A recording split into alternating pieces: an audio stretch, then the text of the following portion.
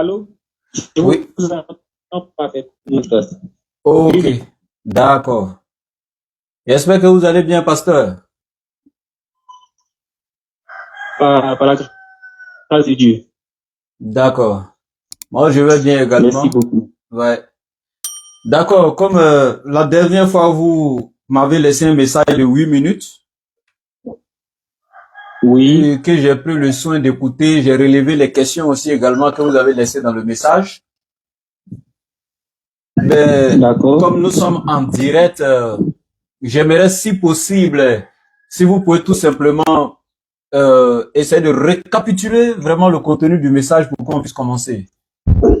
Pour me rafraîchir la mémoire. D'accord, il n'y a pas de souci. D'accord, il n'y a pas de souci. Déjà, merci beaucoup, Stas, pour l'opportunité que vous me donnez de m'exprimer, on va dire, sur votre plateau. Alors, je me présente rapidement.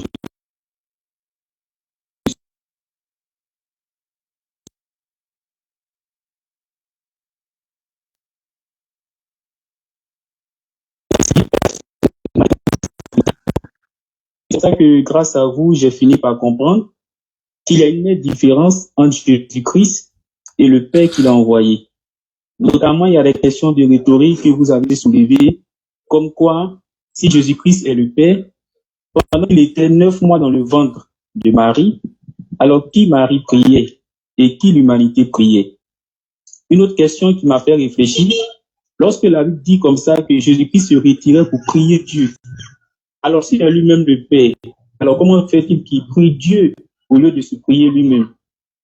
Il y a beaucoup de questions comme ça qui m'ont fait réfléchir. Du coup, j'ai compris qu'il y a une différence entre Jésus-Christ et le Père. Mais il y a quand même des choses que j'aimerais comprendre. Par exemple, quand je lis la prière de Jésus-Christ en Jean chapitre 17, le verset 5, il dit là-bas que le Père le glorifie de la voix qu'il occupait auprès du Père avant la création du monde. Or, il me semble que dans votre développement, Christ n'a pas eu une existence humaine. Autrement dit, il n'a pas existé quelque part sans sa Marie.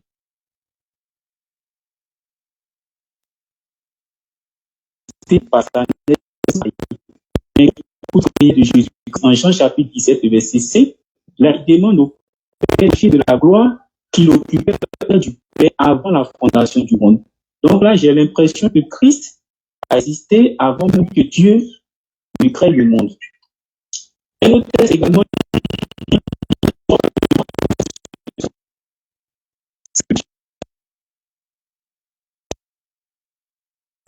à Nicodème que lui, Jésus-Christ, est descendu du ciel. Il est descendu du ciel. Alors, s'il est descendu du ciel, est-ce que quelque part, il n'est pas en train de dire qu'il vit en milieu sur terre?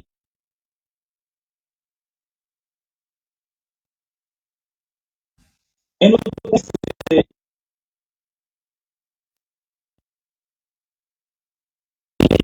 alors, je ne sais pas, est-ce que pour l'islam,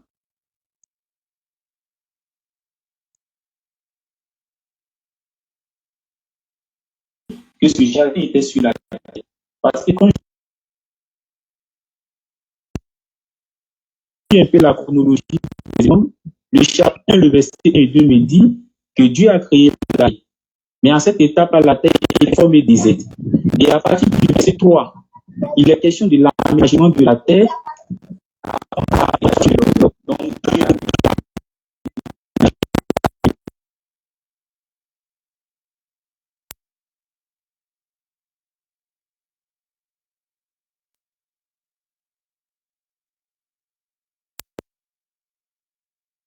ce que j'aimerais savoir, c'est quand je lis ma Bible, le verset 1, il est question de Dieu qui est assis sur son trône et qui tient un livre dans sa main droite. Et c'est comme ça qu'il y a un ange puissant qui dit, mais qui est digne d'aller prendre mon livre? Et il s'est trouvé personne pour Seigneur Jésus-Christ, qui fut trouvé digne. Mais là n'est pas la partie qui m'intéresse. La partie qui me intéresse, c'est le verset 13 et 14, où il est dit que après qu'il ait pris le livre dans la main de celui qui est assis sur lui. alors que les créatures dans le ciel et sur la terre ont commencé à louer et Dieu qui est assis sur le trône, y compris Jésus-Christ, en disant tous deux sont dignes de recevoir la gloire, la louange, la puissance. Et au verset 14, il est question des créatures angéliques qui se sont prosternées et les ont adorées. Alors la question, est-ce que le fait que Jésus-Christ ne soit pas Dieu, c'est le récit qui est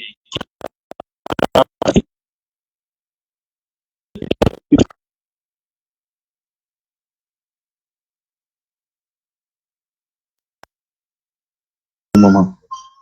Merci pour ce passe. Ok. Merci beaucoup, frère pasteur. Je suis très content pour votre sincérité. Là sont les personnes, surtout les pasteurs qui sont comme vous. Vous avez dit tantôt comme ça que en me suivant personnellement et en général et généralement les autres frères de l'interreligieux, moi particulièrement,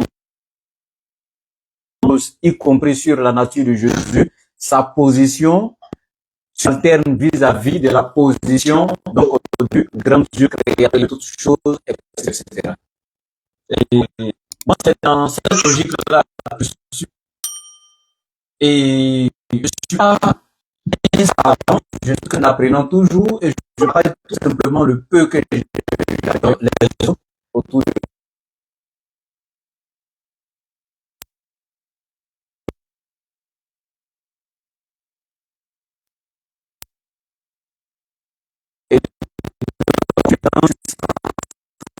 et des éléments de réponse clairs, notre source qu'il faut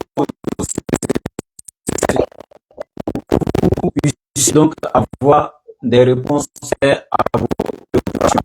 La première question est si Dieu, pourquoi dans Jean 5 se passe de son existence?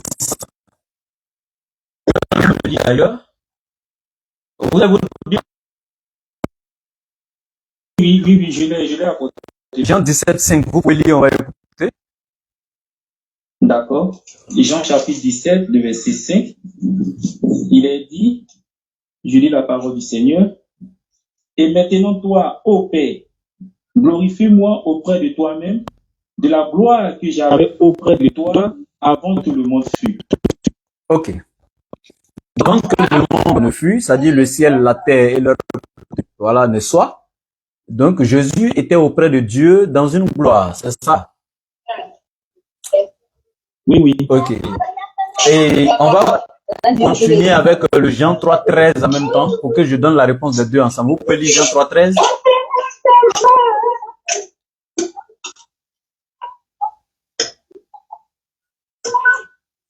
Pasteur? Oui, allô? Oui, vous pouvez lire Jean 3,13, comme ça je vais répondre les deux ensemble en même temps. Allô, je ne vous entends pas. Allô? Oui, allô, je dis? Allô, oui. Vous m'entendez? Oui, un peu mieux, un peu mieux. Ok. Est-ce que vous pouvez lire Jean 3,13 et répondre les deux en même temps ensemble? Jean 3,13, oui. D'accord. Jean chapitre 3, le verset 13, je lis la parole du Seigneur. Il est écrit, personne n'est monté au ciel, si ce n'est celui qui est descendu du ciel, le Fils de l'homme qui est dans le ciel. Ok, le passage commence par monter au ciel, n'est-ce pas? Oui. Personne n'est monté au ciel, si ce n'est le Fils de l'homme qui est descendu du ciel. C'est ça? Oui. D'accord. Et si, du coup, on trouve quelqu'un qui est déjà monté au ciel, qui n'est pas Jésus, déjà il y aura problème, n'est-ce pas? C'est ça, non? Oui, c'est ça. D'accord. On peut prendre 2 Rois, 2 à partir du verset 1er. 2 Rois 2, verset 1er.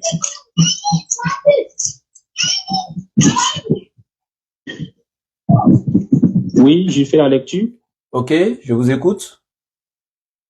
Il est dit, lorsque l'Éternel fit monter Élie au ciel dans un tourbillon, Élie partait de Gilgal avec Élisée.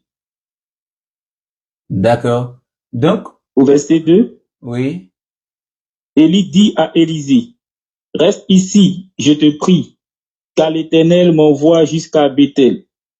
Élisée répondit, l'Éternel est vivant et ton âme est vivante. Je ne te quitterai point. Et il descendit à Bethel. D'accord. Donc, De continuer? non, ça va. On voit bien que Élie est monté au ciel, n'est-ce pas? Oui. Ok. Alors que le passage de Jean 3,13 dit personne n'est monté au ciel. Si ce n'est le Fils de l'homme qui est descendu du ciel. Mais nous voyons dans 2 Rois 2:1, Élie est monté au ciel. Et il est monté au ciel pendant que Élie montait au ciel. Le Christ n'était pas encore venu sur la terre. D'accord, on va prendre Hébreux 11, verset 5e. Hébreux 11. Verset 5e. D'accord. Il y a assez de bruit à côté de vous, hein, pasteur? Oui, d'accord, je... Alors, c'est bon? Oui, c'est bon. Hébreux 11, 5. Voilà. Je fais la lecture. D'accord. Je lis la parole du Seigneur. C'est par la foi qu'Enoch fut enlevé pour qu'il ne vit point la mort et qu'il ne parut plus parce que Dieu l'avait enlevé. Car avant son enlèvement, il avait reçu le témoignage qu'il était agréable à Dieu. D'accord. Quand on dit enlevé afin qu'il ne vit point la mort, ce qui veut dire quand il a été enlevé, il n'était pas encore mort, c'est ça? Oui, oui. Donc, Enoch est monté au ciel dans Hébreux 11, 5. L'Éternel enleva. Donc, en d'autres termes, Enoch fut enlevé par l'Éternel au ciel. Dans d'autres traductions, ils ont ajouté au ciel. Il a été enlevé pour aller au ciel. Je ne sais pas si dans ta traduction, il n'y a pas le mot ciel, mais il a été enlevé pour aller au ciel. Car c'est par la foi qu'Enoch fut enlevé au ciel pour qu'il ne vit point la mort. Donc, nous voyons encore une deuxième personne qui a été enlevée au ciel. Donc, Élie a été enlevé au ciel, Enoch également.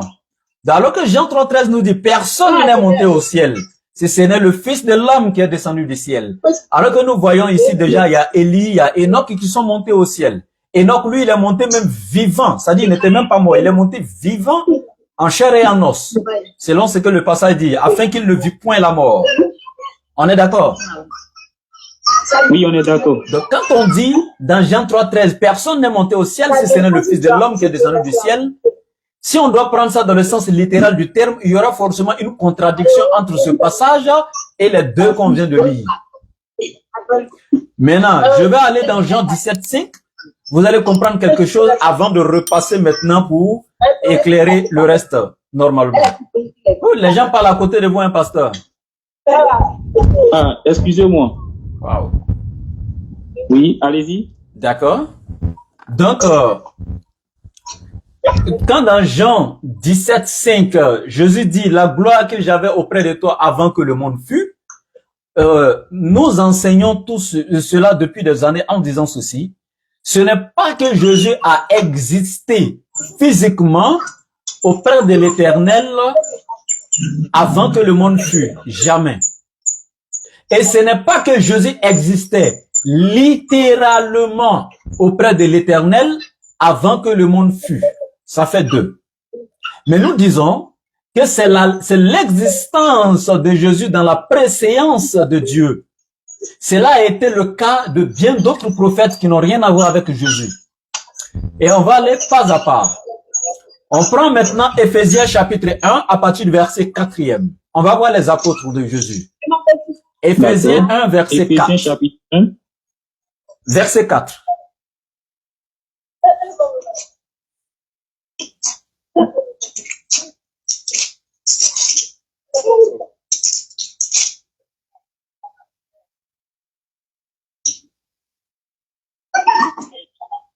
Si vous voulez, je peux lire pour vous aussi. Hein?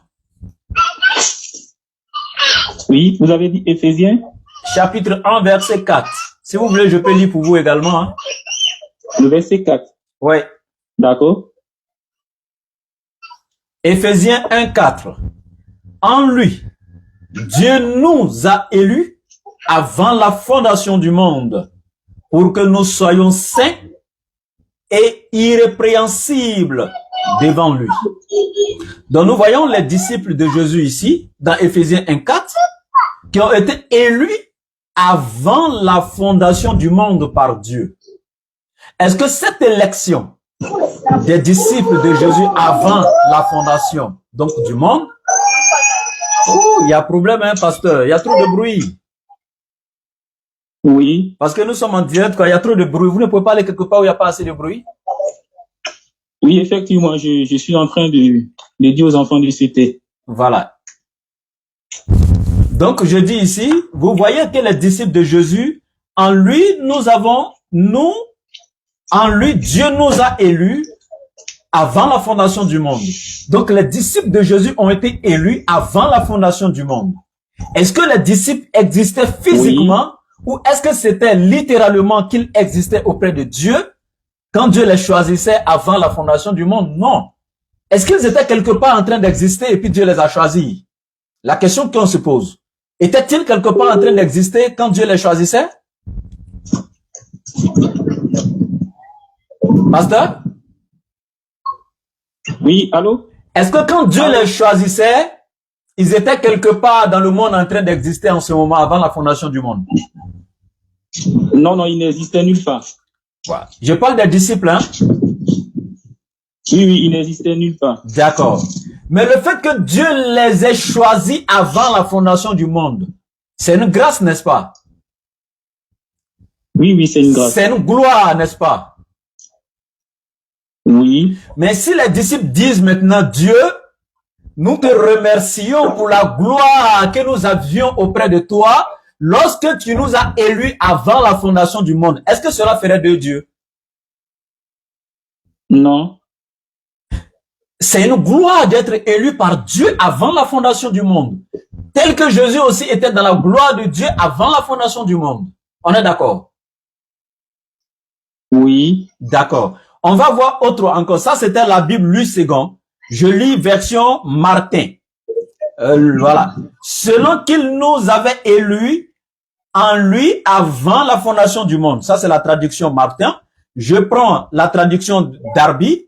Selon qu'il nous a élus en lui avant la fondation du monde. Donc, tu vas prendre toutes ces Bibles-là, que ce soit Chouraki, que ce soit la nouvelle édition de Genève, quelle que soit la version de Bible que tu prendras, c'est le même verset. Il n'y a pas de débat là-dessus entre les chrétiens. Les disciples ont été élus avant la fondation du monde, alors que les disciples n'existaient nulle part. Donc, l'Éternel les a glorifiés, les a gratifiés, les a honorés, selon ce passage, en faisant quoi? En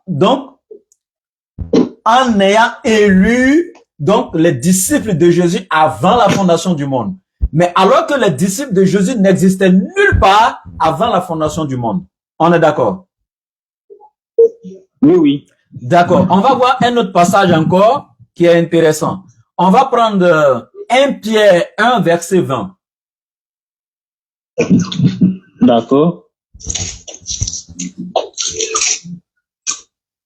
1 Pierre 1 va te dire, quand on dit Jésus était dans la gloire de Dieu avant la fondation du monde, c'est vrai, on a donné pour les disciples, mais 1 Pierre 1 va t'expliquer pour Jésus dans quel contexte. C'est pas parce qu'il existait physiquement, hein. 1 Pierre 1 va te dire que voilà, c'est dans tel contexte, c'est dans tel contexte.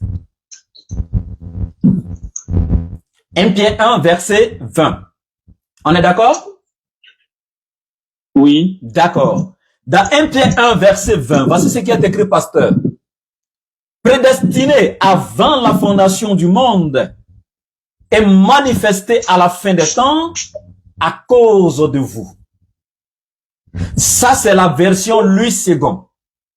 Je reprends. Jésus a été prédestiné avant la fondation du monde. Tu vois qu'ils n'ont pas écrit exister avant la fondation du monde. On est d'accord? Oui. Il a été prédestiné. C'est-à-dire son destin était déjà tracé. Il était déjà dans le calendrier de Dieu. Il était déjà dans la préscience de Dieu. Il était déjà établi par Dieu avant la fondation du monde. Alors qu'il n'existait pas physiquement, il n'existait pas littéralement auprès de Dieu, comme certains le pensent. Si Jésus existait littéralement auprès de Dieu, cela aussi confirmera aussi que les disciples existaient littéralement auprès de Dieu. Parce qu'on vient de lire dans Éphésiens 1,14, les disciples avaient été choisis par Dieu avant la fondation du monde, alors qu'ils n'existaient nulle part, comme tu l'as si bien dit toi-même. Donc on dit ici, prédestiné avant la fondation du monde et manifesté à la fin des temps à cause de vous. Maintenant, regardons la tradition de la Bible Martin.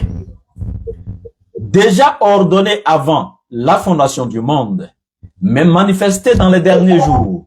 Donc tu vois, on dit, dans Luc second, prédestiné avant la fondation du monde. Mais dans la Bible Martin, on dit, ordonné avant la fondation du monde. Mais on va prendre la Bible Darby, c'est écrit, préconnu dès avant la fondation du monde. Donc il était préconnu, selon la Bible Darby. Selon la Bible Martin, il était ordonné. Selon la Bible Luc second, prédestiné. Et c'est tout ceci qui est rassemblé pour dire qu'il était dans la préscience de Dieu avant son existence physique, comme la Bible, le verset dit à la fin, avant d'être manifesté en chair à la fin des temps. Est-ce qu'on a bien compris les versets? Oui, oui. D'accord. On va voir. Quand on dit maintenant Jésus était prédestiné, il était ordonné, il était préconnu avant la fondation du monde, est-ce qu'on va pas essayer de voir s'il y a un autre prophète qui a vécu la même chose, ou bien pasteur? Oui. On va essayer de voir si un autre prophète a vécu la même chose. D'accord. Donc, on va prendre Jérémie 1. Vous êtes là? Oui. Prenez Jérémie 1. Oui. À partir du verset 1 à 4. Vous y êtes? Oui, j'y suis. D'accord. Vous pouvez lire Jérémie 1, 1 à 4? Oui. D'accord, allons-y. Parole de Jérémie. Le livre? Oui, vas-y. Alors, je lis la parole du Seigneur. Parole de Jérémie, fils de Hilkaja, l'un des sacrificateurs d'Anatote dans le pays de Benjamin. La parole de l'Éternel lui fut adressée au temps de Josias, fils d'Amon, roi de Juda. La parole de l'Éternel fut adressée à qui? À Jérémie. Voilà, on va aller doucement pour qu'on puisse comprendre. Donc, allons-y. La parole de l'Éternel lui fut adressée donc à Jérémie. Oui, au temps de Josias, fils d'Amon, roi de Juda, la 13e année de son règne, et au temps de Jéhoiakim. De poursuivre? Oui, vas-y. Voilà. Et au temps de Joachim, fils de Josias, roi de Juda, jusqu'à la fin de la 11e année de Sédécias, fils de Josias, roi de Juda, jusqu'à l'époque où Jérusalem fut emmenée en captivité au 5e mois. Ok, maintenant la partie intéressante là, celle que tu vas commencer, le verset 4. La parole de l'Éternel me fut adressée en ces mots. Il a dit la parole de l'Éternel me fut adressée. Donc qui parle maintenant? C'est l'Éternel qui parle. Non, la parole de l'Éternel me fut adressée. Qui parle? Ah oui, c'est Jérémie qui parle. Là, c'est Jérémie qui parle. La parole de l'Éternel me fut adressée. Qu'est-ce que Jérémie dit? Au verset 5, il dit, avant que je t'eusse formé dans le ventre de ta mère, je te connaissais. Et avant que tu fusses sorti de son sein, je t'avais consacré, je t'avais établi prophète des nations. Écoute très bien, Jérémie dit, au verset 6, c'est bon. Jérémie dit, suis bien avec moi au verset 4 et 5. Il dit, avant que je ne t'ai formé dans le ventre de ta mère, je te connaissais. Avant que tu ne sortes de son sein, c'est-à-dire du ventre de ta mère, je t'avais consacré, je t'avais établi prophète des nations, c'est ça? Oui. D'accord. En quel moment Jérémie a été établi prophète? Est-ce après sa naissance ou avant sa naissance? Avant sa naissance. Mais est-ce que avant sa naissance, il existait? Non, il n'existait nulle part. Mais pourquoi l'Éternel dit, je t'avais consacré et établi prophète des nations avant que tu ne sortes du ventre de ta mère? Ça dit, c'est pas ça dit, je t'avais programmé pour être prophète, hein. Il dit même, je t'avais déjà établi prophète avant que tu sortes de son ventre. Mais où est-ce qu'il existait pour être prophète là?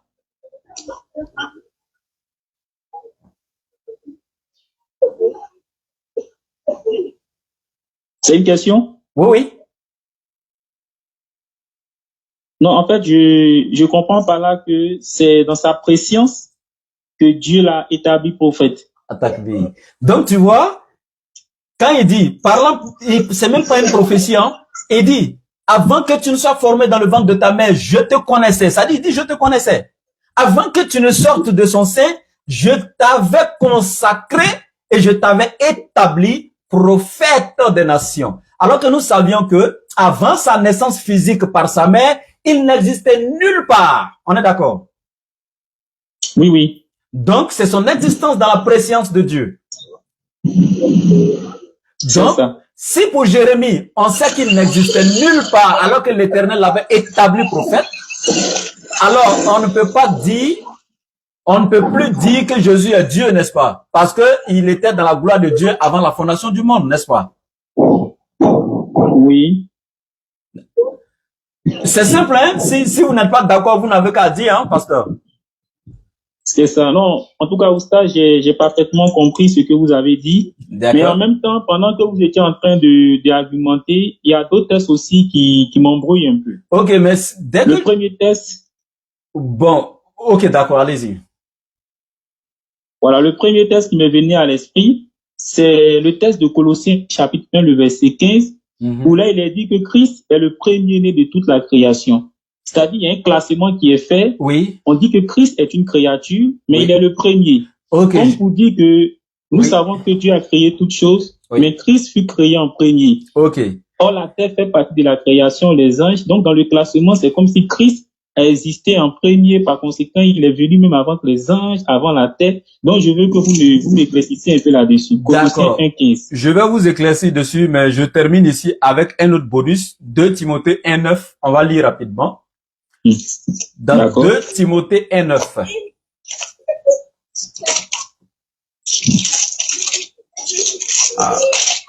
Vraiment, au moins, si je suis tombé aujourd'hui sur un pasteur vraiment qui est bien éduqué, en fait, c'est un vrai pasteur. Ça donne du goût, vraiment, c'est vraiment bien.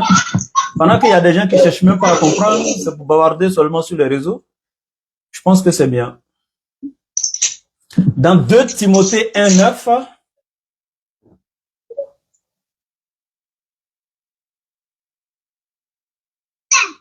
vous y êtes? Oui. D'accord, voici ce qui est écrit.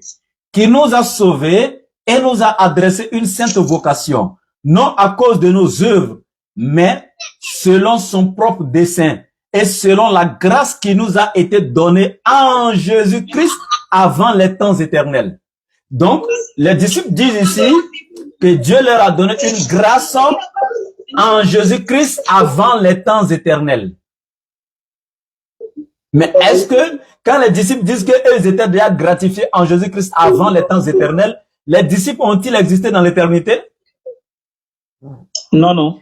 Eux, ils parlent même pas ils n'ont pas dit on a été gratifiés en Jésus-Christ dans l'éternité, mais avant même les temps éternels. Vous voyez qu'il y a un problème.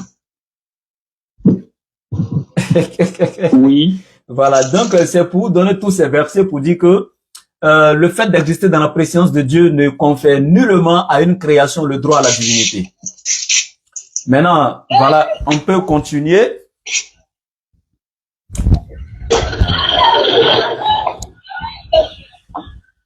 On va maintenant continuer avec l'autre problématique que vous avez soulignée en ce qui concerne Jésus-Christ qui est, selon Colossiens 1,15, il est l'image du Dieu invisible, le premier-né de toute la création.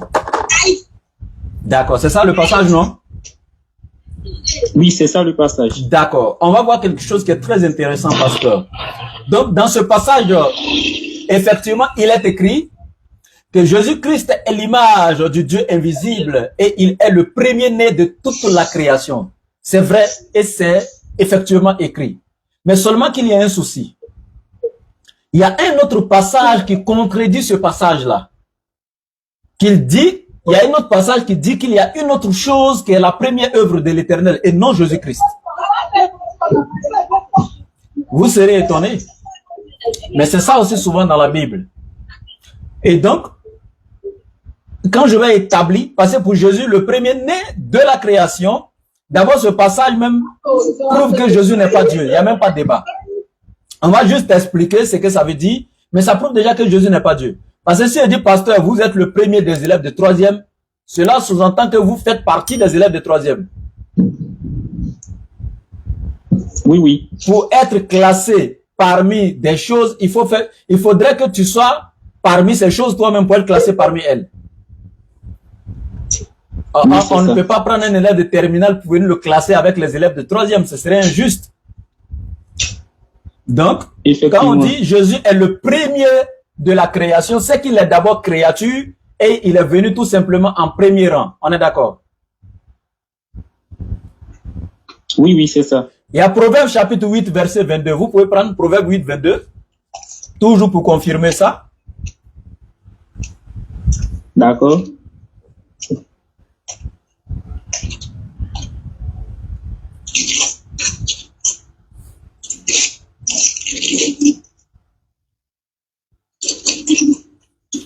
D'accord, j'y suis. D'accord, vous pouvez lire Proverbe 1, 22. Et Proverbe 8, 22. Proverbe 8, 22.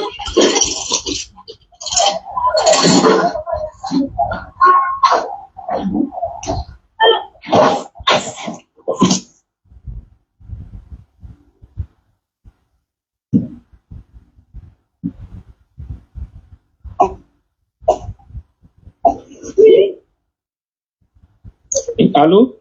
Oui, allô, Proverbe 8, 22, je vous écoute. Proverbe 8, 22. Oui, je lis la parole du Seigneur, il est dit, l'Éternel m'a créé la première de ses œuvres, avant ses œuvres les plus anciennes. L'Éternel m'a créé la première de ses œuvres, avant ses œuvres les plus anciennes. Donc, on pense que ici c'est encore plus clair, n'est-ce pas? Oui. Ce passage doit forcément parler de Jésus ou bien? Oui, généralement on l'utilise pour faire référence à Jésus. Voilà. Parce que si c'est pas Jésus, il y aura contradiction entre ça et puis Colossiens 1,15, n'est-ce pas? C'est vrai. D'accord. Sauf qu'il y a un souci quelque part. Allons-y, on va voir Job. D'accord. Job 40. On va prendre Job 40.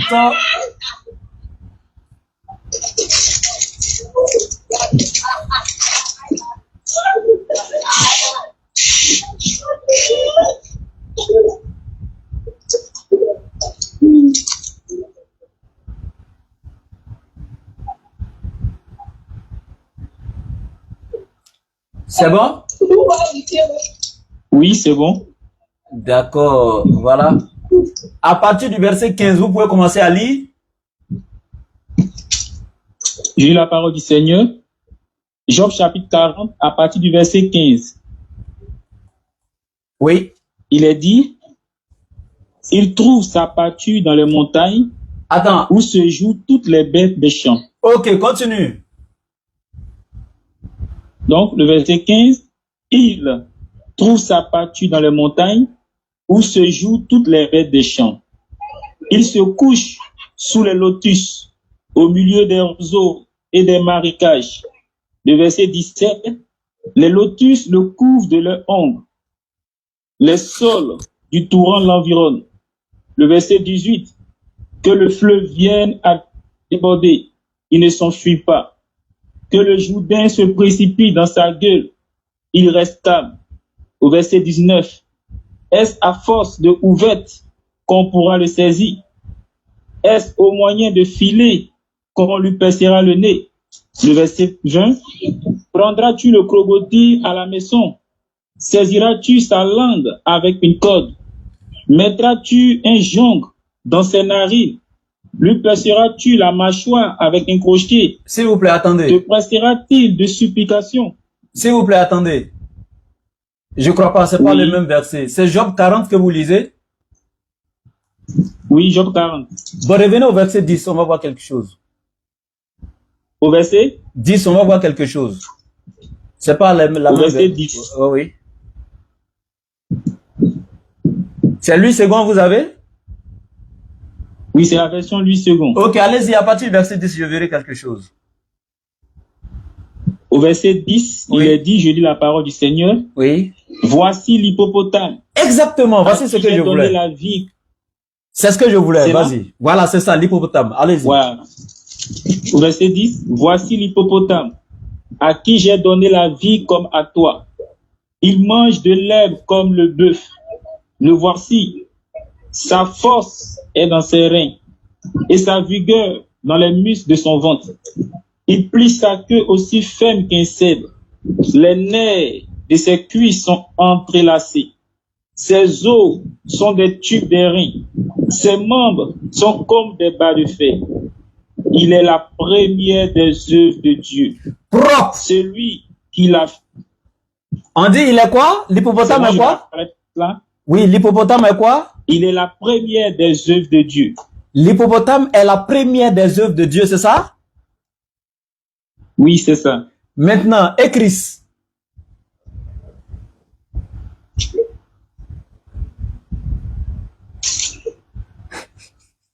Allô? Oui, allô, je dis Écris. Oui, on vient de voir également qu'il est le premier-né de toute la création. Alors que quand on dit la première des œuvres, le ciel est une œuvre, n'est-ce pas? Oui, oui. La terre est une œuvre. Oui, également. Ben, on dit l'hippopotame est la première des œuvres. Ce qui veut dire l'hippopotame serait créé avant le ciel et la terre? Non. Mais vous pouvez relire la partie, on dit l'hippopotame, on a parlé de sa force, de ses os comme des barres de fer, etc. Et on dit, il est la première des œuvres de l'Éternel. C'est une erreur ou bien c'est quoi?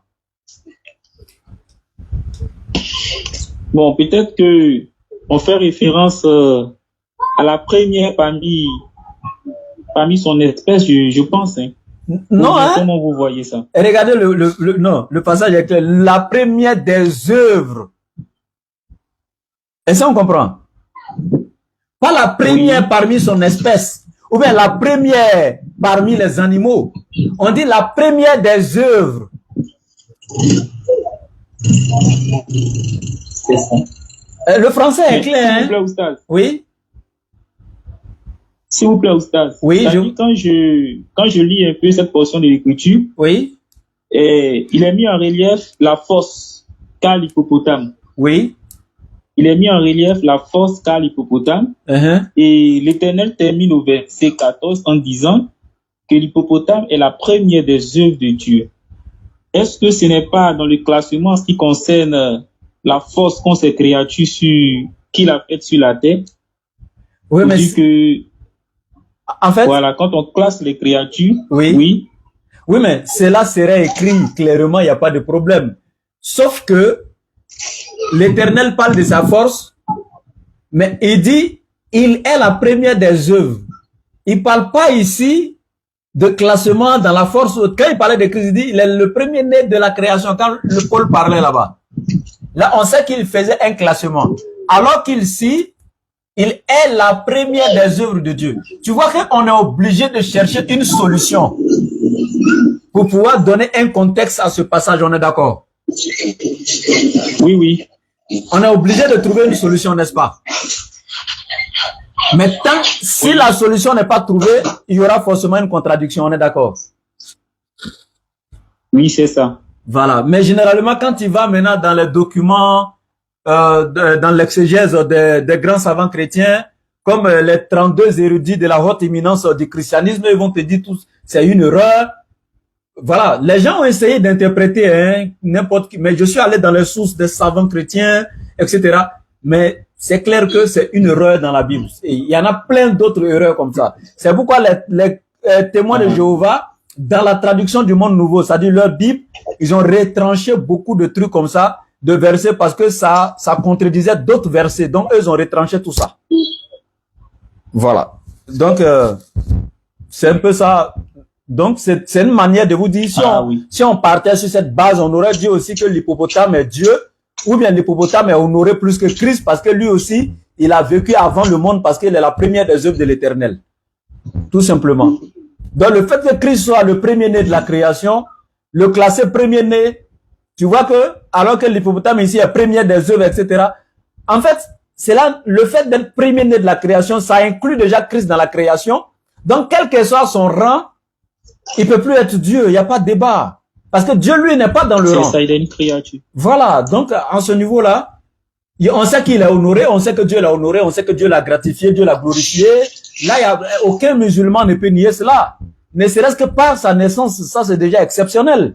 Donc, tout musulman doit être forcément d'accord avec ça. Mais, dire qu'il est Dieu, ça c'est, voilà, c'est une erreur.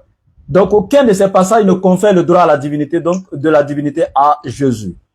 Maintenant, si vous êtes satisfait, on va aller sur le côté du paradis. Oui, c'est bon, c'est bon. D'accord. Et moi, j'ai quelque chose à ajouter, hein, s'il vous plaît. Vous devez savoir que quand je vous ai dit que c'est tous les prophètes généralement ont existé dans la préscience de Dieu avant leur existence physique, on avait Jérémie qui avait été établi et consacré par Dieu comme prophète des nations avant qu'il ne sorte dans le ventre de sa mère. On est d'accord? Oui. Voilà. Il y a aussi un hadith du prophète Mohammed qu'elle appelle dans la sorcellerie dans Sahih Bukhari, Muslim, etc. où le prophète Mohammed est clair. Il dit ceci en ces termes. Kuntu nabiyyan wa adamu baynil ma'i wa tin. Donc, kuntu nabiyyan wa adam baynil ma'i wa tin. Donc, il dit, moi, Muhammad, j'étais déjà établi prophète alors que Adam était seulement entre l'état de l'argile et de l'eau. Est-ce que vous comprenez ça? C'est-à-dire, Adam n'avait pas encore été formé par l'Éternel dans la terre. Lui, Muhammad, était déjà établi prophète.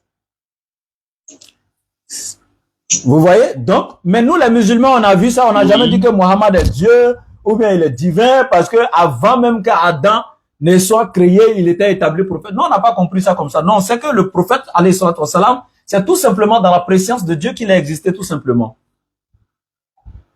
Bien. Donc, c'est ce que je voulais ajouter. Et on va continuer avec l'histoire du paradis. Vous posez la question à savoir si c'est le paradis dans lequel Adam et Ève ont vécu, si c'était un paradis terrestre ou un paradis céleste. C'est ça? Oui, c'est ça. Ben, vous dites que chez les chrétiens, c'était un paradis terrestre, c'est ça? Est-ce qu'il y a unanimité dessus chez les chrétiens? Est-ce qu'il y a unanimité chez les chrétiens, chez tous les chrétiens, que c'était un paradis terrestre? Oui, oui. D'accord, il n'y a pas de souci. Chez nous, les musulmans, il y a deux avis en ce qui concerne cette histoire de paradis. Et la majorité des savants, c'est eux qui sont du côté du premier avis. Et il y a une minorité qui sont du côté du deuxième avis. Et je vais étaler les deux avis et on va essayer de comprendre ensemble avec les preuves à l'appui. Voilà, d'accord. Donc, comme on est arrivé maintenant du côté du Coran, je pense que c'est moi qui vais faire les lectures. D'accord. On va prendre d'abord la sourate 2 à partir du verset 36. Sourate 2 à partir du verset 32 à 36. Je sors le verset rapidement. Sourate 2. C'est très important, vous qui êtes en ligne. Écoutez, c'est l'enseignement. Oui. C'est très important, l'enseignement qui sera donné. Voilà. Donc, voilà.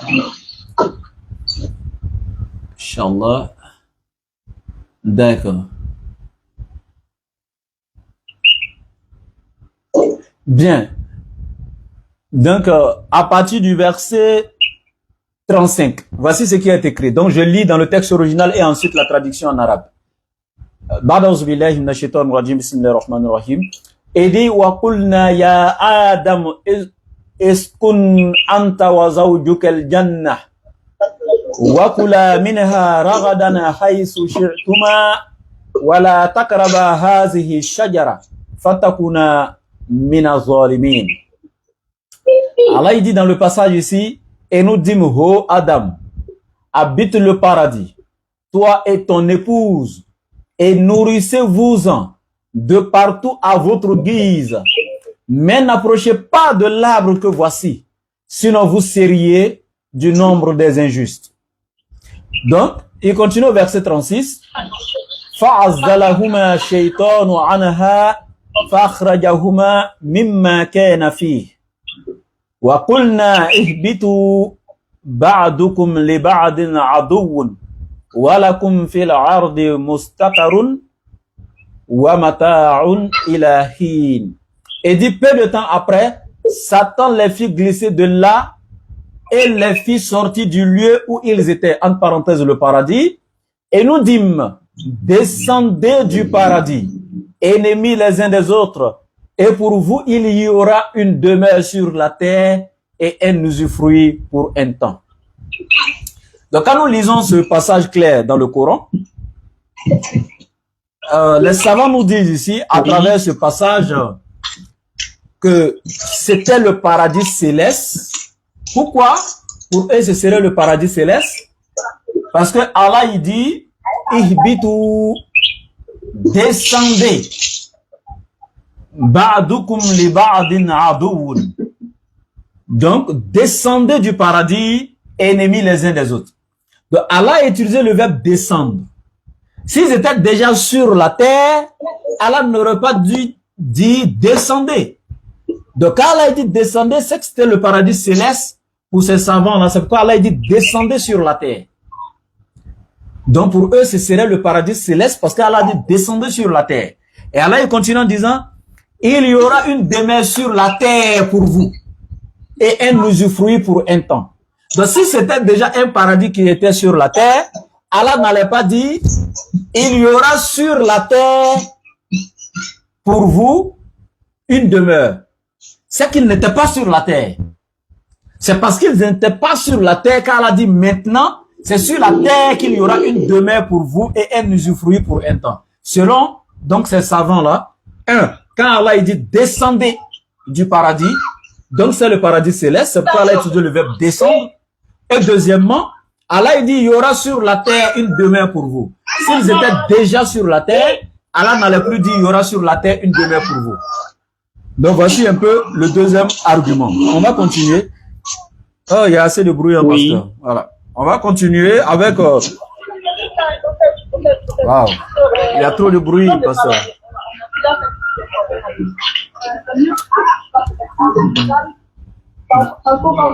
Il y a trop de bruit. Oui. Il y a trop de bruit, ça gêne le live. Oui, c'est bon. Voilà, ok, ça va. Donc, dans la sourate 7, à partir du verset 117 à 123, voici ce que Allah dit. Et pour ne pas dire la sourate 20, sourate Toha. Allah dit, alors nous dîmes, ô Adam, celui-là est vraiment un ennemi pour toi et ton épouse, parlant du diable. Prenez garde qu'il vous fasse sortir du paradis, car alors tu seras malheureux, car tu n'y auras pas faim, ni ne seras nu. Tu n'y auras pas soif, ni ne seras frappé par l'ardeur du soleil. Puis le diable le tenta en disant, ô Adam, t'indiquerai-je l'arbre de l'éternité et un royaume impérissable? Tous deux, Adam et Ève, en mangèrent. Alors leur apparut leur nudité. Ils se mirent à se couvrir avec des feuilles du paradis. Adam désobéit ainsi à son Seigneur et il s'égara. Son Seigneur l'a ensuite élu, agréé son repentir et l'a guidé. Il dit, descendez d'ici, Adam et Ève, vous serez tous avec vos descendants, ennemis les uns des autres. Puis, si jamais un guide vous vient de ma part, quiconque suit mon guide ne s'égarera ni ne sera malheureux. Donc, voici un peu le deuxième argument des savants qui disent quoi? Allah, il dit, Adam et Ève, descendez du paradis. Parce que le diable vous a induit en erreur et vous a blagué en vous disant que l'arbre qu'Allah vous a interdit de manger, c'est plutôt l'arbre de l'éternité et l'arbre d'un royaume impérissable. Si vous mangez cet arbre-là, vous vivrez éternellement et vous ne goûterez pas à la mort. Maintenant, Adam et Ève ont mangé l'arbre. Et après avoir mangé l'arbre, voici ce qui va se passer. Il dit, vous allez descendre du paradis. Alors que, avant que le diable ne les égare, Allah a dit quoi? Si vous restez au paradis, vous n'aurez ni faim, ni soif, ni frappé par l'ardeur du soleil, etc., etc. Donc, les savants disent quoi? Ce point montre que c'est le paradis éternel, le paradis céleste, parce que c'est ce paradis-là qui a ces caractéristiques-là. L'ardeur du soleil ne frappe pas là-bas, parce que si c'était sur la terre, l'ardeur du soleil allait forcément frapper un jour. Donc, c'est dans le paradis céleste qu'il n'y a pas l'ardeur du soleil qui frappe, il n'y a pas de faim, ni de soif, etc. Deuxième point, ils disent que Adam a reçu l'ordre de descendre, ce qui prouve qu'il était à un endroit haut. Sinon, on n'aurait pas dit qu'il faut descendre. Et puisqu'il a été avec Allah exalté soit-il, il est plus probable que cela soit au ciel. Donc voici un peu le deuxième argument. Le troisième argument, ils disent quoi? Oh, il est parti.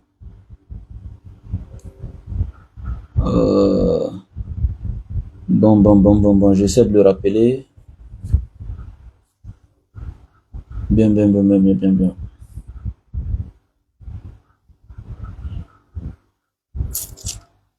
Bon. Est-ce que je vais pas le rappeler en direct?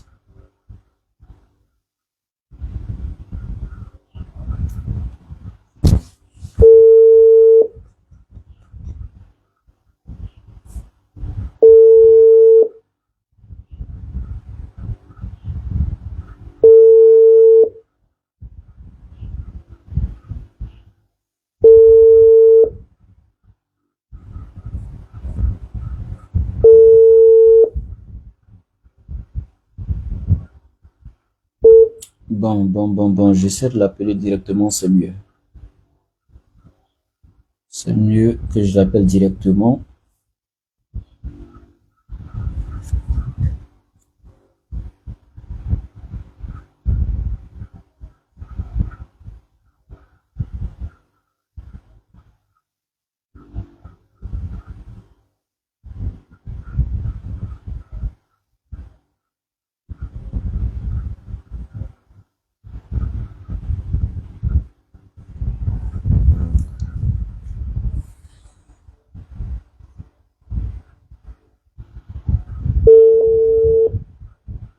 Oui, c'est normal que ça bug. Je suis au village. Je suis pas à Abidjan, je suis au village. Il y a un problème de réseau ici. Donc, désolé si c'est défaillant le direct. Ben, on se débrouille. On ne peut pas faire autrement. Voilà. Ah, allô, Stas? Oui, allô? Oui, je crois que c'est le réseau qui est perturbé. D'accord, ça va. Je vais en appel direct avec vous. Ça va. D'accord. Ok. Donc, voici un peu les arguments de ceux qui disent que c'était le paradis céleste. Premier argument, parce que Allah a dit descend. Donc, ça montre que c'était un lieu céleste. Deuxième argument, c'est qu'Allah dit il y aura pour vous sur la terre une demeure. Donc, ça prouve qu'ils n'étaient pas d'abord sur la terre. Si ils étaient déjà sur la terre, on ne peut plus dire il y aura pour vous sur la terre une demeure. Donc, deuxième argument. Troisième argument, les caractéristiques du paradis céleste, où il n'y aura ni faim, ni soif, ni frappé par l'ardeur du soleil, etc. Ils disent que c'est pas des caractéristiques d'un paradis terrestre. Donc, troisième argument. Et il y en a qui vont dans la sourate du 9 comme ça pour dire où Allah il dit le paradis sera hérité par ceux de nos serviteurs qui ont été pieux. Donc, quand on parle ici du mot héritage, c'est parce que ton père possédait ça déjà, que toi, l'enfant, tu hérites de ça. Donc, que c'était le paradis céleste, parce qu'Allah il dit le paradis par lequel les croyants seront récompensés le jour du jugement dernier est un héritage pour eux. Et si ce paradis est un héritage, c'est que c'est celui-là que les pères avaient hérité et possédait. Donc, c'est ce que l'Éternel avait confié à Adam et qu'il a perdu. Donc, c'est dans ce sens-là, Allah nous ramène sur la terre pour que nous travaillions maintenant, nous, donc, obéissons à ses lois, etc., tout, en tout cas, se soumettre à sa volonté, quel que soit le moyen par lequel, donc, nous allons passer pour pouvoir, retourner dans ce paradis. Donc, voici un peu leurs arguments. Quant à ceux qui disent que c'était un paradis terrestre, voici aussi également leurs arguments. On prend par exemple la sourate 7 à partir du verset 20 à 21. Voici ce qui est écrit. Puis le diable, afin de leur rendre visible ce qui leur était caché, leur nudité, leur chuchota, disant, votre Seigneur ne vous a interdit cet arbre que pour vous empêcher de devenir des anges ou d'être immortels. Et il leur jura, vraiment, je suis pour vous un bon conseiller. Donc le premier argument ici de ceux qui disent que c'est un paradis terrestre, c'est que Allah a pris l'engagement pour dire que le paradis céleste qui est auprès d'Allah, ce paradis-là, aucun mécréant ne peut accéder dans ce paradis, ne peut rentrer dans ce paradis. Il n'est pas fait pour les mécréants. Il est fait que pour les croyants. Alors, si le diable, qui est le père même de la mécréance, comment a-t-il pu rentrer dans ce paradis pour aller égarer Adam et Ève, alors qu'un mécréant ne peut pas rentrer dans le paradis céleste? Donc, voici leur premier argument. Si c'est le diable qui est rentré dans le paradis pour aller égarer Adam et Ève, cela ne peut pas être le paradis céleste. Pourquoi? Parce que le diable ne peut pas rentrer dans le paradis céleste. Sinon, l'Éternel va se contredire lorsqu'il dit les mécréants ne prennent pas part, ils ne peuvent pas rentrer au paradis céleste. Alors que le diable même qui est leur père, comment a-t-il pu rentrer dans le paradis pour aller égarer Adam et Ève? Deuxième argument, ça c'est quelle sourate? Toujours le verset 40 de la sourate 7. Allah dit pour ceux qui traitent de mensonges nos enseignements et qui s'en écartent par orgueil, les portes du ciel ne leur seront pas ouvertes et ils n'entreront au paradis que quand le chameau pénètre le chat de l'aiguille. Ainsi rétribuons-nous les criminels. Donc il dit ici tous ceux qui ont traité donc les enseignements de Dieu en mensonge et se sont enflés d'orgueil en se détournant des enseignements divins, les portes du ciel ne leur seront point ouvertes. Donc nous comprenons que le père même du mensonge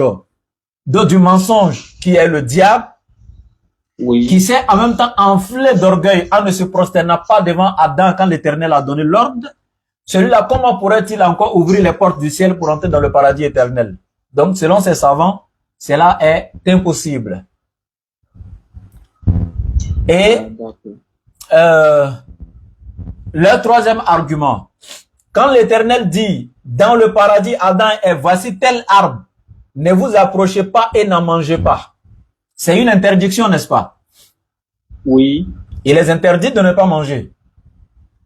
Alors que les savants là disent que logiquement dans le paradis céleste, il n'y a point d'interdiction parce que Allah il dit que tout est permis puisque c'est une récompense. Dans une récompense, on ne peut pas aller mettre encore interdiction là-bas. Le paradis céleste, après le jugement dernier, est une récompense pour les croyants. Donc, ça ne peut pas être le paradis céleste parce que dans le paradis où Adam et Ève étaient, il y avait une interdiction dedans. Alors que dans le paradis céleste, il ne doit pas avoir d'interdiction. Tout doit être permis dedans. Alors, si tel est le cas, le paradis dans lequel Adam et Ève étaient n'était pas le paradis céleste. Parce que pour eux, dans le paradis céleste, il y a point d'interdiction. Comme Allah il a dit dans plusieurs versets du Coran, il a créé ça pour récompenser les croyants et tout est permis dedans. Il n'y a pas d'interdiction. Donc seulement pour eux, c'était un paradis que Dieu avait créé tout simplement pour éprouver Adam et Ève. Mais ce n'était pas le paradis éternel. Maintenant, que ce paradis soit sur la terre ou un paradis qu'il a créé quelque part d'autre dans le ciel, mais qui n'est pas le paradis éternel, en tout cas pour eux, ce n'est pas le paradis éternel, mais c'est un paradis que Dieu a créé, un paradis temporel qui était là pour juste, dans lequel Adam et Ève seraient éprouvés par Dieu. Et s'il te plaît.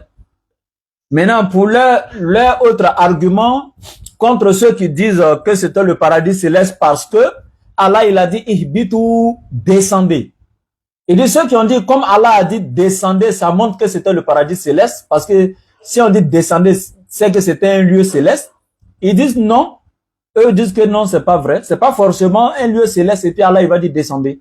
Par exemple, concernant Noé, lorsque le déluge a eu lieu et que l'Éternel a fini de châtier, quand il a fini de détruire tout, et qu'il devait ordonner à Noé de descendre de l'arche avec les créatures qu'il portait dans l'arche, l'Éternel a dit quoi? Ya Nuhun, ihbit bisalamin minna wa barakat. Allah a utilisé le même verbe ihbit, descend avec la paix et la bénédiction sur la terre. Donc, Adam était déjà sur la terre. Et puis, il dit encore Adam, Noé. L'arche de Noé n'était pas au ciel. Donc, quand l'Éternel a fini le déluge et qu'il a absorbé, l'a ordonné à la tête d'absorber toute l'eau qui était sur la surface, lorsque l'eau a disparu, pour dire à Noé de descendre de l'arche là, l'Éternel lui a dit ihbit, tel qu'il a dit à Adam, ihbitu. Pour eux, c'est ihbitu, il a mis au pluriel en fait. Mais pour Adam, pour Noé, il a dit ihbit. Donc ihbit, c'est le singulier, ihbitu, c'est le pluriel. Donc c'est la même racine. Ihbit, ihbitu. Donc c'est le même verbe de descendre qu'il a utilisé. Ihbit, bisalamin minna wa barakat. Mais ils disent, lorsque l'Éternel dit à Noé, descend de l'arche, il a dit ihbit, descend. Ça ne veut pas dire qu'il était dans les lieux célestes. Donc, pour eux, ce paradis était sur la terre, mais dans les lieux élevés de la terre. Tu sais que sur la terre, il y a des lieux élevés, en haut des collines, des lieux qui sont voilà au-dessus de. Donc, c'est-à-dire que c'était un paradis, un jardin touffu en haut d'une colline, un truc comme ça. Et Allah dit descendez sur la terre ferme. Voici comment ils ont interprété. Et le dernier argument, c'est que le terme Jannat qu'Allah utilise, ça veut dire souvent jardin. Et ça peut être même sur la terre, comme par exemple dans la sourate 18, à partir du verset 32 à 34, Allah il dit, et il y avait deux propriétaires de jardin. Et Allah a utilisé là-bas Jannatain. Il a utilisé Jannatain, qui est traduit par deux jardins, et qui est aussi traduit par deux paradis. Parce que Jannat, c'est le paradis. Donc Jannatain, deux paradis. Mais alors que Allah est désignant ici deux jardins. Jardins de vignes, de dattes, etc. Sous lesquels coulaient des rivières. Mais sur la terre ici. Donc, voici un peu les arguments de ceux qui disent que c'est un paradis terrestre. Donc, mais c'est la majorité des savants qui sont sur le premier avis. Voici un peu ce que dit l'islam. Ah, d'accord. D'accord, j'ai bien compris. Donc, du moment où il y a deux avis, Ouais. je peux pas attendre de vous, on va dire, une réponse Bon, tranchée. voilà. Le paradis Moi, voilà. moi, je suis pas, voilà, je suis pas à la hauteur pour me dire c'est tel savant qui a menti ou pas. Moi, je peux pas juger les savants. Voilà. Mais nous savons que en islam, lorsqu'il y a des divergences comme telles, en islam, ce n'est pas quelque chose de grave. Pourquoi? Parce que ça, le fait de savoir si c'est un paradis terrestre ou céleste ne donne pas la vie éternelle à quelqu'un. C'est vrai que c'est une connaissance de plus, mais c'est pas une condition pour accéder à la vie éternelle. C'est pas un commandement de Dieu. Ah oui. Voilà. Donc, c'est bien répondu, c'est bien répondu. Voilà. Maintenant, Oustaz, il y a une question que vous avez oublié d'aborder, à savoir la vision du Apocalypse chapitre 5, le verset 1 à 14. Non, je suis pas encore arrivé là-bas. Voilà, c'est ça. Je suis pas encore arrivé là-bas, on va pas à pas. D'accord. Voilà, je fais ça de la manière que vous avez posé en note, c'est comme ça que je réponds en note pour aller. D'accord.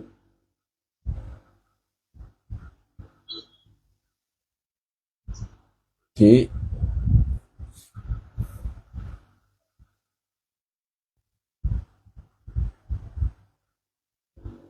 D'accord. Bien, donc, tu avais dit aussi pourquoi nous mourons, non? Oui, c'est ça. Ok, maintenant tu peux reformuler la question. Voilà, donc la question était de savoir, selon l'islam, est-ce que nous mourons parce que nous sommes faits de poussière ou bien nous mourons parce que nous péchons, c'est-à-dire nous désobéissons à la loi de Dieu? Parce que quand moi je me réfère un peu à la compréhension que j'ai de la Bible, nous mourons parce que nous péchons. Parce que la Bible dit notamment en Genèse chapitre 2, que lorsque Dieu a créé Adam et Ève et qu'il les a mis dans le jardin, il leur a donné un interdit. Et il leur a même dit la conséquence en cas de violation de l'interdit. Il leur a dit s'ils violaient l'interdit, ils allaient mourir. Ce qui est arrivé quand ils ont violé l'interdit, quand ils ont péché, ils sont morts. Et plus tard, quand on prend le texte de Romains, chapitre 6, le verset 23, Paul revient pour dire que le salaire du péché, c'est la mort. Autrement dit, quand tu pèches, c'est-à-dire quand tu désobéis à l'ordre divin, la conséquence, tu dois mourir. Partant de ces deux faits, je comprends par là que nous mourons parce que nous péchons. Maintenant, qu'en est-il de l'islam? Est-ce parce que nous sommes faits de poussière, d'argile que nous mourons, ou c'est parce que nous transgressons, nous désobéissons, nous péchons que nous mourons? D'accord. Très belle question. Je dirais tout simplement que ça n'a rien à voir. Parce que pourquoi chez nous, dans l'islam, Adam et Ève, quand ils étaient au paradis et que l'Éternel leur a dit de ne pas naturellement manger l'arbre, le fruit de l'arbre interdit, s'ils n'avaient pas mangé naturellement, ils n'allaient pas mourir. On est d'accord? Oui, on est d'accord. Le fait de sortir du paradis, la mort est déjà décrétée. Parce que c'est seul dans le paradis qu'on ne meurt pas et dans l'enfer qu'on ne meurt pas. Ce sont les deux endroits qui sont éternels. Ceux qui rentrent dans la gêne, c'est éternellement. Ceux qui rentrent dans le paradis, c'est éternellement. C'est pourquoi on parle de la vie éternelle. Donc, du moment où ils sont déjà sortis du paradis, la mort est décrétée. Maintenant, si c'est à cause des péchés, parce que chez nous, le péché originel n'existe pas. Maintenant, si c'est à cause des péchés de nous autres que nous mourons, je dirais qu'il y a un souci. Parce que les enfants qui naissent et qui meurent en même temps n'ont pas grandi pour commettre des péchés. Ça fait un. Deuxièmement, quelqu'un me dira, non, mais c'est le péché d'Adam qui coule dans leurs veines. Mais si c'est encore l'héritage du péché d'Adam qui est dans leurs veines, il y a problème. Parce que la Bible dit, c'est celui qui pêche, c'est celui qui sera condamné. Et le père ne sera pas puni pour le péché des enfants, ni les enfants pour le péché de leur père. Deutéronome 24, 16 et Jérémie 18, verset 18 à 22. L'Éternel est clair. Et Ézéchiel 18, verset 18 à 22. Le père ne sera pas puni à cause de l'iniquité du fils, ni le fils à cause de l'iniquité du père. Donc l'Éternel ne peut pas dire ça et puis venir encore condamner un enfant par le péché d'Adam. Ça, c'est impossible. Ou bien faire couler le péché d'Adam dans les veines d'un enfant comme si c'était le VIH qui se transmettait. Non, Dieu n'est pas comme ça. Celui qui a commis le péché, c'est lui qui est responsable du péché. Donc la question qu'on se pose, alors que la Bible nous dit aucun péché n'héritera de la vie éternelle, on est d'accord? Oui, on est d'accord. Si aucun péché n'héritera de la vie éternelle, quand un enfant naît avec le péché d'Adam et qu'il meurt étant bébé, est-ce qu'il peut aller au paradis s'il a le péché d'Adam à lui? Parce que s'il a le péché d'Adam, il est pécheur. Donc il y a problème. L'enfant ne peut pas venir avec le péché d'Adam. Parce que tant qu'il a le péché d'Adam, il devient pécheur. Parce qu'il a le péché en lui. Donc, nous vivons les conséquences du péché d'Adam, mais nous n'avons pas le péché d'Adam littéralement parlant. Je répète, nous vivons les conséquences du péché d'Adam, mais nous n'avons pas le péché d'Adam en nous. Maintenant, pour répondre à ta question, en ce qui concerne la vie éternelle, etc., tout simplement, quelqu'un, par exemple, qui croit en Jésus et qui sait, je prends la croyance chrétienne, hein. Moi, je suis musulman, mais je prends la croyance chrétienne pour que vous compreniez mieux. On dit que croire à la mort de Jésus, tu as la vie éternelle. Tous tes péchés sont pardonnés. On est d'accord? Bon, quand quelqu'un vient se confesser et puis croit en Jésus, il a accepté Jésus dans sa vie, naturellement, tous ses péchés sont partis. Jésus a tout pris, n'est-ce pas? Allô? Oui, allô? Naturellement, quand quelqu'un a cru en Jésus et qui s'est donné à Jésus, ses péchés sont déjà pris par Jésus, n'est-ce pas? Oui. On dit qu'il est né de nouveau. C'est ça. Mais logiquement, si c'est pour le péché, par le péché que nous mourrons, lui ne doit plus mourir, n'est-ce pas? Oui. Parce que Jésus a déjà pris ses péchés. Donc, même s'il est sur la terre, il n'a plus de péché, naturellement, il ne doit plus mourir. Mais pourquoi il va mourir? Oui. Il va mourir parce que la mort est déjà un décret tant que tu es sur la terre. C'est pas l'être humain seulement. Donc, on ne peut pas parler des péchés d'Adam et Ève dans ça. C'est pas l'être humain seulement. L'arbre meurt, l'homme meurt, les autres créatures meurent, les animaux, tout meurt. Même à la fin des temps, toutes les créatures disparaîtront. Mais les djinns, les anges, tout. C'est l'Éternel seul qui restera. Et ensuite, maintenant, il va ressusciter tous et puis il va passer au jugement. Donc, quelqu'un ne dira pas, quand on dit par exemple, il va plier les cieux, même Apocalypse le dit, ou je sais pas, dans d'autres versets de Bible, les cieux seront enroulés et même la terre comme une natte. Si les cieux et la terre seront enroulés comme une natte, ce qui veut dire que toutes les créatures disparaîtront. Et ensuite, maintenant, il va les ressusciter pour aller au jugement. Donc, toutes ces créatures qui mourront là, ils n'ont pas le péché d'Adam dans les veines, mais pourquoi ils meurent? Je prends les génies comme ça. C'est aussi des créatures, des esprits invisibles que l'on ne voit pas, mais c'est aussi des créatures. Mais ils doivent tous goûter à la mort, n'est-ce pas? Mais Adam et Ève n'existent pas chez eux. Donc, eux n'ont pas de péché originel chez eux. Donc, moi, je dis tout simplement, Adam a désobéi dans le paradis. Dès qu'il est sorti du paradis, la mort est automatique. Parce qu'il y a déjà un paradis et un enfer. Mais si nous ne mourrons pas, comment on ira au paradis ou en enfer? Il faille qu'on meure pour aller en jugement et les bienheureux seront au paradis et les châtiés dans la gêne. Mais il faille qu'il y ait la mort pour qu'on aille en jugement. Donc, que tu sois pécheur ou pas, ça c'est décrété. C'est pourquoi même si tu vas courir à la mort de Jésus aujourd'hui, tout le monde va dire oui, tes péchés sont finis, tu es né de nouveau. Mais malgré ça, tu vas mourir pour aller en jugement. Et dans 1 Pierre 4, si je ne m'abuse, il est clair là-bas. Le jugement commence même par la maison de Dieu, c'est-à-dire par les chrétiens. Voilà. Donc, voici un peu ce que je pourrais dire là-bas. Pour nous, les musulmans, il n'y a pas trop grande chose à ce niveau. Du moment où Adam est sorti du paradis, la mort devient un décret. Ça, c'est clair. L'être humain mourra. C'est ça. Voilà. Tu es né poussière, tu retourneras poussière. Et ça, il n'y a même pas de débat là-bas. Voilà. Maintenant, si c'est la cause du péché qui a fait sortir Adam, même en islam, on est d'accord, c'est parce qu'il a désobéi qu'il est sorti du paradis. Donc, nous, on n'a pas de problème avec ça. Et c'est depuis là que la mort est, voilà, obligatoire pour tous ceux qui sont sur la terre. Et il y aura un jugement où tout le monde passera. Il n'y a pas de problème là-bas. D'accord, c'est compris. D'accord. Maintenant, vous avez parlé du livre de Apocalypse. C'est ça? Oui, Apocalypse chapitre 5. D'accord, il n'y a pas de souci.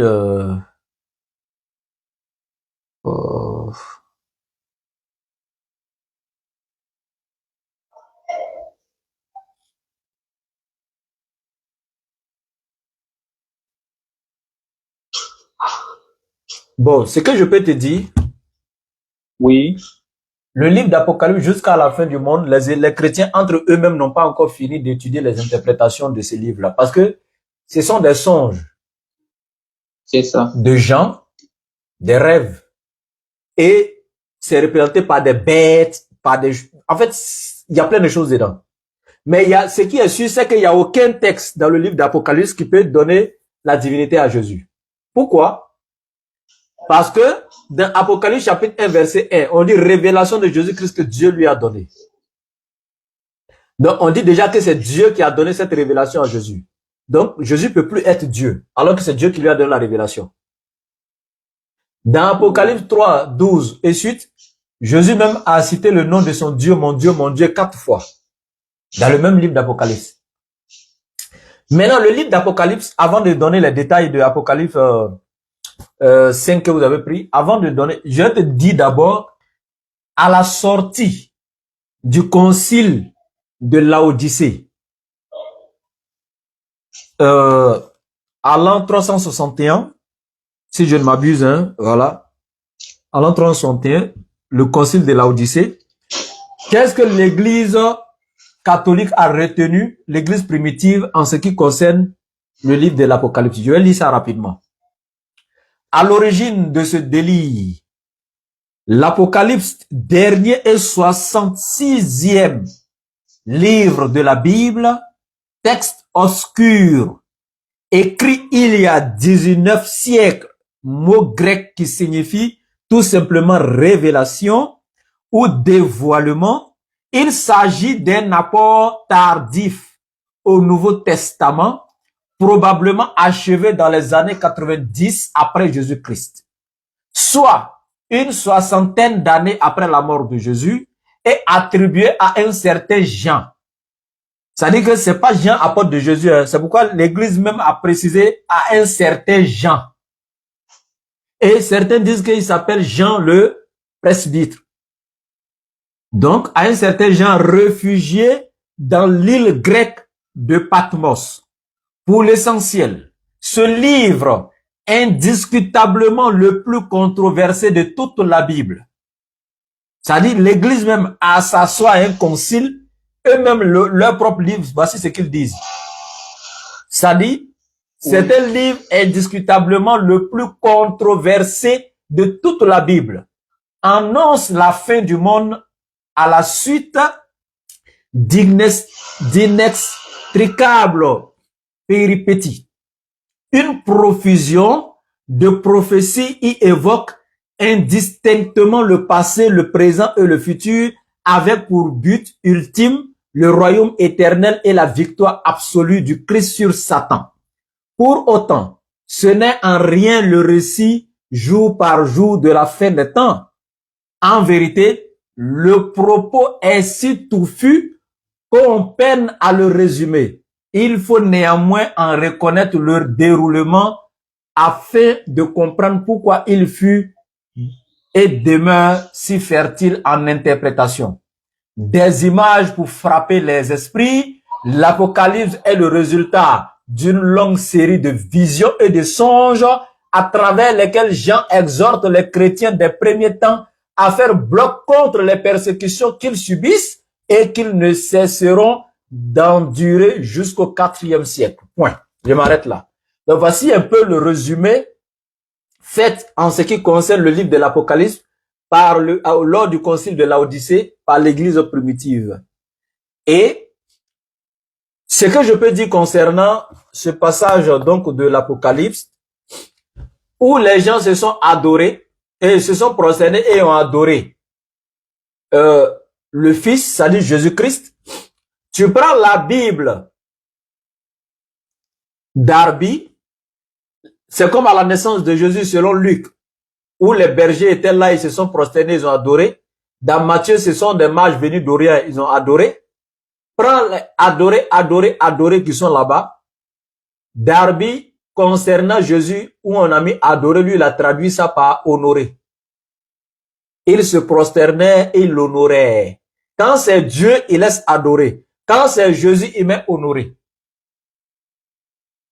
Donc, pour montrer que adorer là, c'est un mot polysémique, il a plusieurs sens. Ça peut être honorer, aimer, à l'extrême, etc. Je peux dire à ma femme, je t'adore. Je t'aime tellement fort, je t'adore. Mais je suis pas en train de lui vouer un culte. Parce que si le Fils était adoré dans le sens de lui vouer un culte, il aurait dit à ses disciples, je suis Dieu, vouez-moi vos cultes, adorez-moi. Mais en enseignant la prière, même dans Matthieu 6 à ses disciples, il dit, si vous priez, dites notre Père qui est dans les cieux. Pendant que lui, il est arrêté sur la terre avec eux, il dit, dites notre Père qui est dans les cieux. Pourquoi il ne dit pas aux disciples, adressez-moi vos prières, mais plutôt notre Père qui est dans les cieux. Donc, en aucun cas dans le livre d'Apocalypse, on peut aller prouver là-bas que Jésus est Dieu. Si à l'introduction, déjà même, on dit que c'est la révélation de Jésus-Christ que Dieu lui a donnée. Maintenant, si on dit qu'il a son trône, il a ceci, on sait qu'il est honoré par Dieu. Il n'y a pas de problème, on est d'accord avec ça. Il est honoré. Parmi tous les prophètes passés en Israël, il serait vraiment le plus grand, etc. Tout ça, même de par sa naissance, il est exceptionnel. Non, il n'y a pas de problème au niveau de l'islam. Il a tous les honneurs, mais cela ne lui confère nullement le droit à la divinité ou le droit à un culte quelconque qui lui serait voué en tant que divin. Voici ce que je peux te donner. Merci. Allô? Oh, malheureusement, il était parti depuis, hein, et je parlais seul. Je savais même pas. Oh. Bon, là, moi, je suis fatigué, hein, donc, je suis fatigué, je crois que je vais m'arrêter là.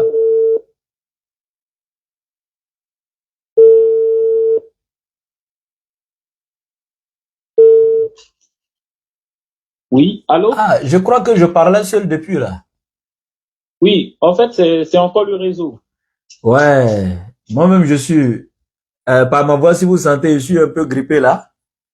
C'est Donc, ça. je suis tellement fatigué. On peut continuer prochainement, il n'y a pas de souci. Hein. Effectivement, voilà. Parce que les gens me Déjà, signalent dans le live, les gens me signalent dans le live qu'il y a trop, ça bug, il y a problème de réseau. Donc aujourd'hui, il y a un problème de réseau, effectivement. c'est ça. Voilà, Il y a un donc je sérieux pense problème qu'on de va réseau. continuer quand le réseau sera stable. D'accord, on fait comme ça. Voilà, Encore une fois, merci beaucoup, Stas. pas de quoi, frère. Mais moi, je vous pose une question simplement. Hein. Oui, Et pourquoi vous ne devenez pas musulman aussi? c'est ça. Déjà, Oui, avec vous, j'ai compris pas mal de choses, oui, mais je suis en train de comparer. Voilà, d'accord, de comparer, d'examiner d'accord, et voir à la lumière, on va dire, des faits, des arguments, tout et tout. d'accord, Et puis, après ça, je vais tirer une conclusion. d'accord, S'il faut que je reste sur ma position, s'il faut que je devienne musulman, en tout d'accord, cas, tout dépendra de la compréhension de la conclusion que je vais tirer à la fin. d'accord, d'accord. Merci beaucoup, mon frère. Je suis très content. Et la démarche est très bonne parce que Jésus a dit, vous connaîtrez la vérité vous affranchira. Si la vérité est en islam, tu la découvriras. Si elle est dans le christianisme, tu le sauras. Merci beaucoup et à la prochaine. Merci beaucoup, frère. Merci. Bien, donc l'échange s'est bien passé avec le pasteur, voilà, évangéliste, le pasteur donc de l'Église Assemblée de Dieu. Vous voyez, c'est quelqu'un qui est très ouvert, etc. Ouais, cool. Mais oui, je sais que je bug, il y a un problème de réseau aujourd'hui.